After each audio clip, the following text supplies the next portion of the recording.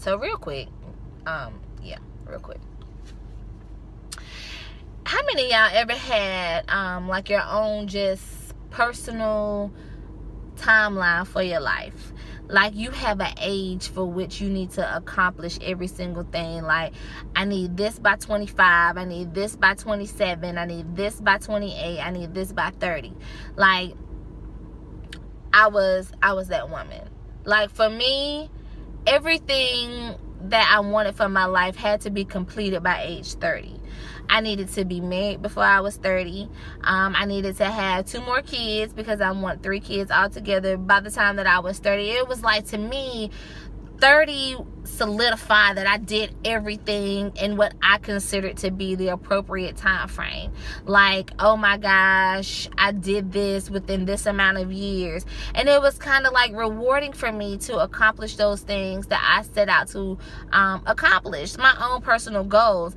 And sometimes you have to be careful with your goals. It's nothing wrong with having goals. There's nothing wrong with desiring things. But ultimately, you have to make sure that your desires and that your goals, that they match up with the will of God for your life. Because if they don't match up, what you'll end up doing is you'll end up being outside of his will, and you may get what you want, but it's not what he had for you. So you have to go through additional chaos, additional mess, put up with nonsense and tolerate nonsense, all because of the fact that you got what you wanted.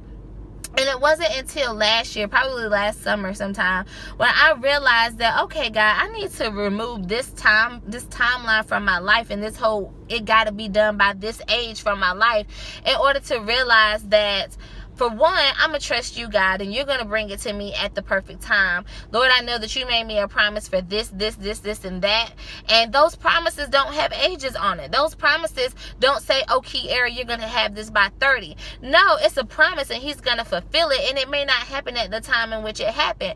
And for me, I realized that I needed to even just reevaluate knowing my worth, because I was saying this and saying that I knew my worth. I knew I was a good woman and all this stuff. But truth be told, I was waiting on a man to make me a wife for me to feel validated. Like, I was thinking I was a good woman. I was believing I was a good woman. But ultimately, I felt like it was going to be confirmed. It was going to be sealed. It was going to be validated once a man asked me to be his wife. Because it's like, I'm seeing that I'm a good woman. But, oh, if this man put a ring on it, he's seeing the same thing that I'm seeing. And it was like, I needed a man to confirm what I thought about myself.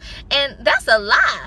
I'm a good woman with or without a man. You have to get to that point as well. If I get the ring, great. I want it. Yes, that's awesome. But if I don't get it from that guy that I dated, that doesn't mean that I'm not a good woman because he didn't make me his wife. And I say that to each and every woman that is desiring to be engaged. You know, just because somebody hasn't put a ring on your finger yet doesn't mean that it's not gonna come. It is gonna come. But if it didn't come from him, then thank God that it didn't come from that person. It doesn't make that man a bad man. It doesn't make you a bad woman. It just means that that wasn't God ordained. And we don't want to force something that isn't ordained by God, because when we do, we have to go through a whole bunch of turmoil and unnecessary things trying to make something work. If it's by God and it is from God, it will work. Even if it's, you guys have 2 different lives and 2 different schedules, if it is God ordained, it will work. You don't have to force what God is